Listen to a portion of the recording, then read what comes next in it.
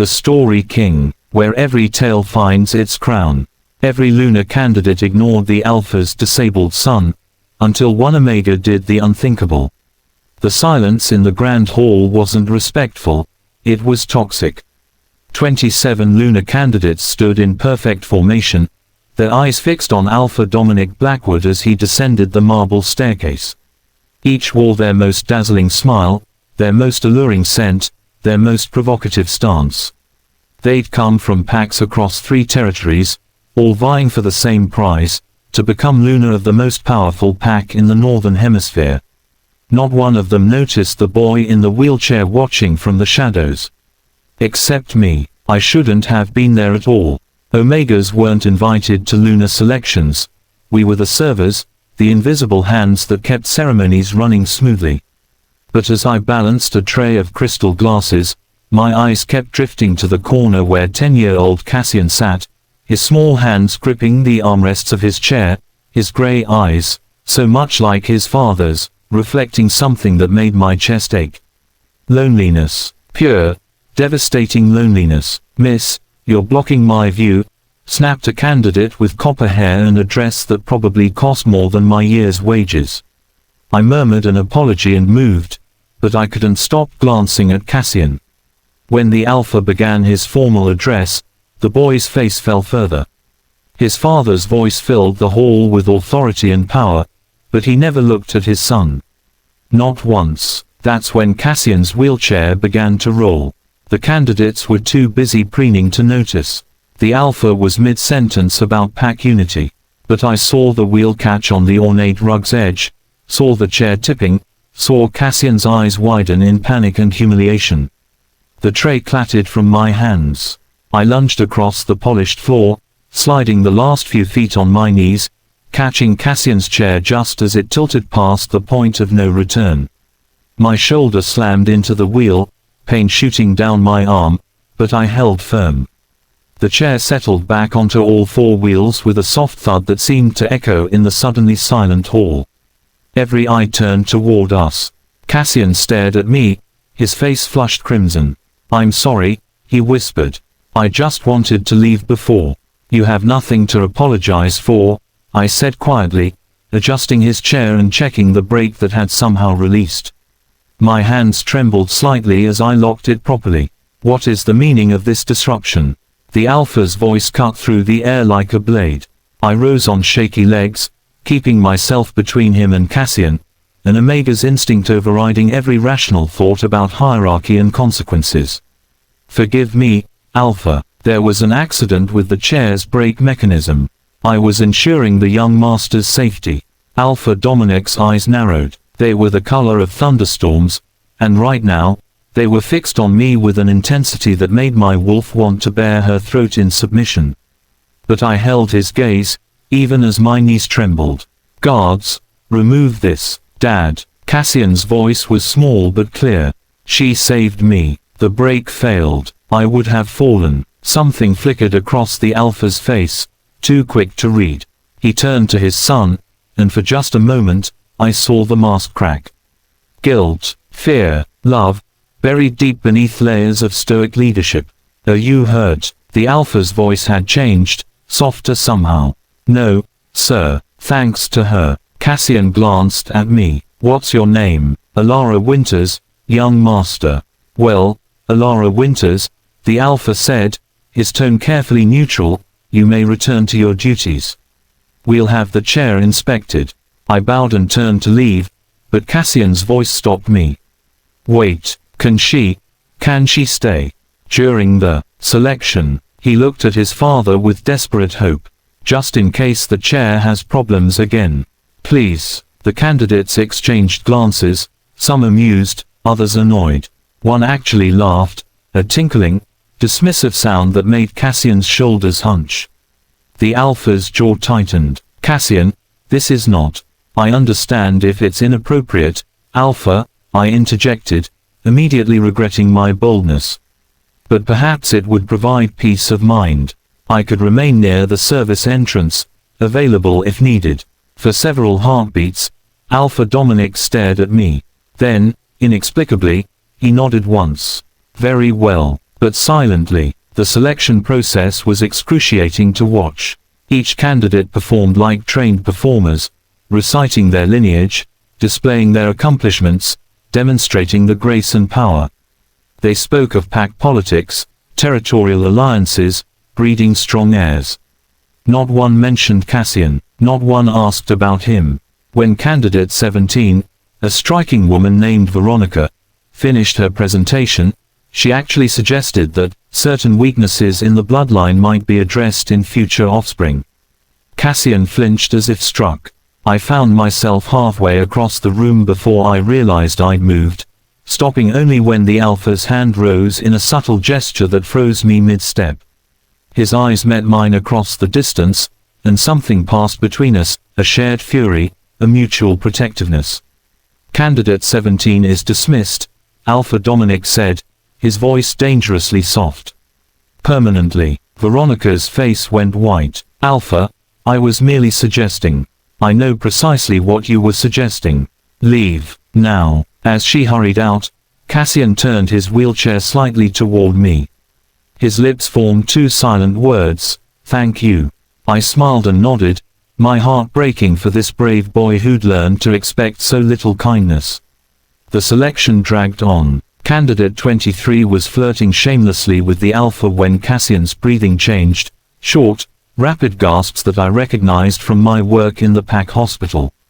Panic attack. This time, I didn't hesitate. I moved swiftly but quietly to his side, kneeling so we were eye level. Cassian, I whispered, can you count with me? 1 breath in for 4 counts. His terrified eyes locked onto mine. In, 2, 3, 4. Hold, 2, 3, 4. Out, 2, 3, 4. That's it. You're doing perfectly. The hall continued around us, but my world narrowed to this child who needed grounding, needed calm, needed someone to see him as more than an inconvenience or embarrassment. Why? He whispered between breaths. Why do you care? Because you matter, Cassian. Not because of who your father is or what you can do, because of who you are. You're brave, observant, and kinder than most adults I know.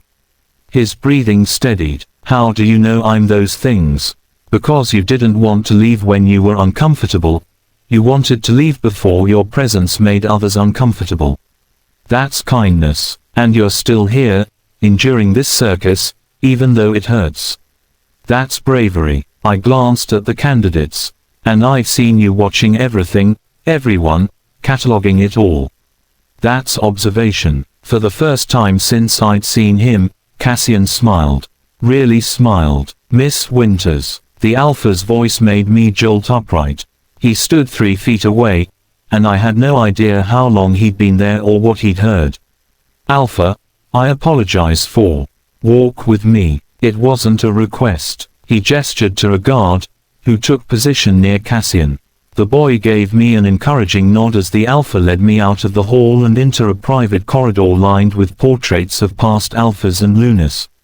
When we were alone, Alpha Dominic turned to face me, and I braced for dismissal or worse. Instead, he asked, what did you mean? He's kinder than most adults. I chose my words carefully. Earlier, when the candidates laughed or whispered about him, I saw no malice in his eyes.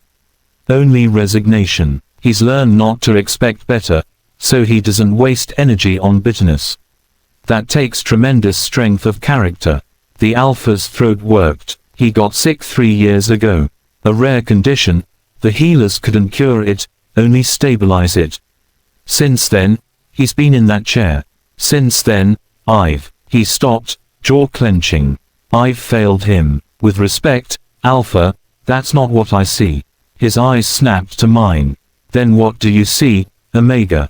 I see a father so terrified of losing his son that he's built walls to protect his own heart. I see a leader who shoulders impossible burdens and forgets that sometimes children need their father more than the pack needs its alpha. And I see a boy who loves you desperately and thinks you're ashamed of him. The words hung between us like a detonated bomb.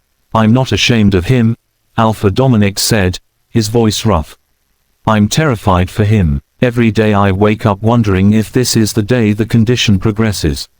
If this is the day I lose the last piece of my mate.